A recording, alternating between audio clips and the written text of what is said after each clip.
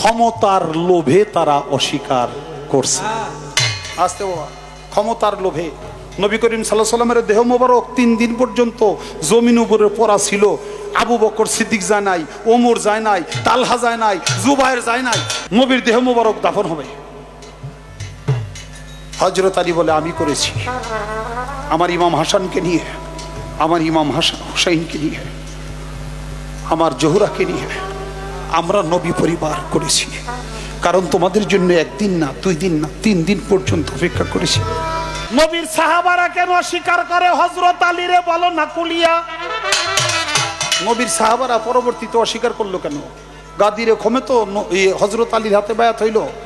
আমার নবী তারে মাওলায়াত দান করলো, মান কুনতুম মাওলাহু ফাহাজা আলিয়ুন মাওলা। যারা আমার হাতে বায়াত হচ্ছে প্রত্যেকেই হযরত আলীর হাতে বায়াত হও, তাই হইল। কিন্তু পরবর্তীতে নবীর সাহাবারা যারা অস্বীকার করলো হযরত আলীকে, কেন করলো? ক্ষমতার লোভে তারা অস্বীকার করছে। আসতে বাবা, ক্ষমতার লোভে নবী করিম সাল্লাল্লাহু আলাইহি সাল্লামের দেহ মোবারক 3 দিন পর্যন্ত জমিন উপরে পড়া ছিল। আবু বকর সিদ্দিক যায় নাই, ওমর যায় নাই, তালহা যায় নাই, জুবায়ের যায় নাই। আস্তে এরা বনি সাকিদার একটা বস্তি আছে, এই বস্তির মধ্যে যাইয়া গোপনে সবাই সলা পরামর্শ করতেছে, নবী তো চলে গেল, এখন খলিফা হইব কে? খলিফা কে হইব? কে হইলে ইসলামী বিশ্বে মুসলমানরা মাইনা নিব। চিন্তা করলো, হযরত আবু বকর সিদ্দিকের বয়স হইল সবচেয়ে বড়, সে বয়োজ্যেষ্ঠ, একটা পয়েন্ট। আর একটা হইল নবীর হইল শ্বশুর, আর একটা পয়েন্ট। নবী ওই মসজিদে কুব্বা যখন তৈরি করে, তখন হযরত আবু বকর সিদ্দিককে দিয়ে মসজিদের ইট প্রথম বসায়। নবী যখন একটু অসুস্থ ছিল, আবু বকর সিদ্দিকরে দিয়ে কয়েক রাকাত নামাজও পড়ায়, কয়েকদিন নামাজ পড়ায়। এই সমস্ত কথাগুলি টাইনে আইনে বললো, আবু বকর সিদ্দিকরে যদি খলিফা বানাই তাইলে হযরত আলী মানতে বাধ্য হইব, অন্যরাও মানতে বাধ্য হইব। হযরত আলীরে খলিফা করা যাবে না। তারা ষড়যন্ত্র চক্রান্ত করতে লাগলো। চক্রান্ত করতে করতে করতে করতে 3 দিন গত হয়েছে। অবশেষ সেখান থেকে খলিফা নির্বাচিত করছে ওই বনি সাকিদার বস্তির ভিতরে। তারা আবু বকর সিদ্দিকরে খলিফা নির্বাচিত করে তারা আসছে। আইসা দেখে যে নবীর দেহ মোবারক কবরস্থ হয়ে গেছে। এই নবীর দেহ মোবারক কে কবরস্থ করলো? কারা? তোমার সাহস? খলিফার নেতৃত্বে নবীর দেহ মোবারক দাফন হবে। হযরত আলী বলে আমি করেছি, আমার ইমাম হাসানকে নিয়ে, আমার ইমাম হুসাইনকে নিয়ে, আমার জোহরাকে নিয়ে আমরা নবী পরিবার করেছি। কারণ তোমাদের জন্য একদিন না, 2 দিন না, 3 দিন পর্যন্ত অপেক্ষা করেছি। তোমরা আসো নাই। নিরুপায় হয়ে আমি এই কাজটি করেছি।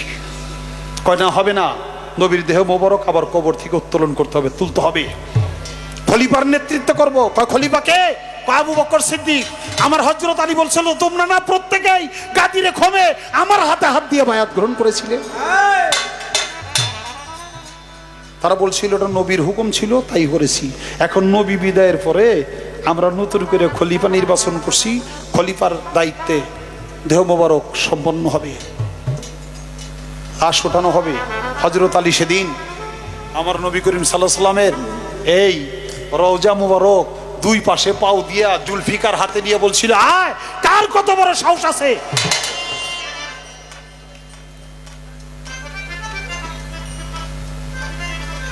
হযরত ওমরও তলোয়ার বের করছে। আবু বকর সিদ্দিক বলে, ওমর তাড়াতাড়ি তলোয়ার কোষবদ্ধ করো। কয় কেন? আপনাকে মানে না? তুমি আগে কোষবদ্ধ করো, আমি তোমাকে বলি। কোষবদ্ধ করছে। বলে নবীর মুখে শুনেছিলাম, নবী বলছিল হযরত আলী মাওলা আলী যেদিন মাটির ঘোড়ায় সওয়ার হবে, সেদিন হযরত আলীর জুলফিকারের আঘাতে যে ব্যক্তি শহীদ হবে সেই ব্যক্তিও মুনাফিক হয়ে মারা যাবে। শহীদ হইলেও শহীদানের মর্যাদা পাবে না, সে মুনাফিক হয়ে মারা যাবে। আজকে সেই দিন। কয় কেমন করে? কয় মাটির কোনো ঘোড়া হয় না, এই যে নবীর রওজা মুবারক মাঝখানে ফালায় দুই পাশে পাও দিয়ে দাঁড়াইছে, এটাই মাটির ঘোড়া। আজকে সেই দিন, আজকে যদি হযরত আলীর তলোয়ারের আঘাতে আমিও দ্বিখণ্ডিত হই, আমিও মুনাফিক হয়ে মারা যাব, তুমিও। যা হবার হয়ে গেছে, তারা মেনে নিল। তারা হইল রাষ্ট্রীয় ক্ষমতাটা দখল করার জন্যে তারা এই চক্রান্ত করেছে। শেষে আমরা প্রশ্ন করছে, এরা জান্নাতি না জাহান্নামী? জান্নাত আর জাহান্নাম এই দুইটার ফায়সালা করবে স্বয়ং আল্লাহ।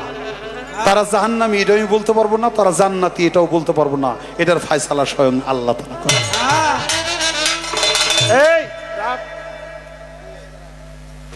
আমি কইলেই তো আমার দোষ হয়ে যায়। আল্লাহ দিছে হুকুম, জিবরাইল এসে নবীর সাথে ওহী নিয়ে।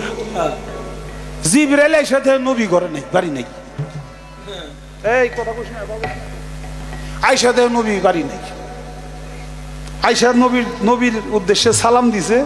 মা ফাতেমা দরজা খুলে কয়, ছোট কাকা, নবী তো বাবা তুই সময় ঘরে নাই। কই গেছে? মসজিদে গেছে।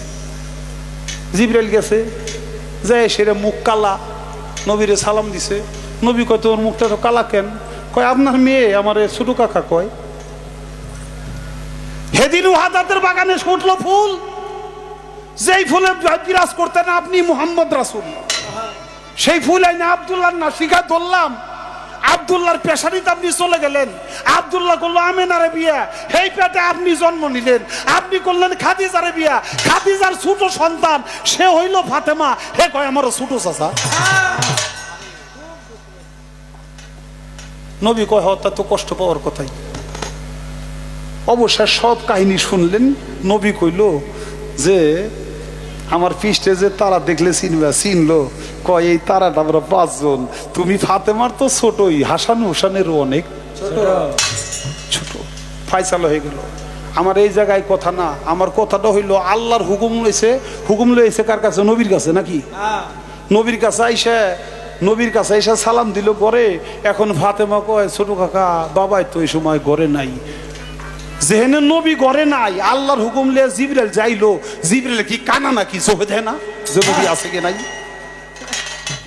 আমি একটাই প্রশ্ন করলাম, জিবরাইল চোখে দেয় না কেন? নবীর কাছে ওই নিয়ে আইছে। নবী যেহেনে হেনে না যাইব, নবীর ইশারা এক জায়গায় হে যায় ফাতেমার ঘরে সালাম দেয়। তো জিবরাইল কানা না চোখালা এটা আমি জানবার চাই।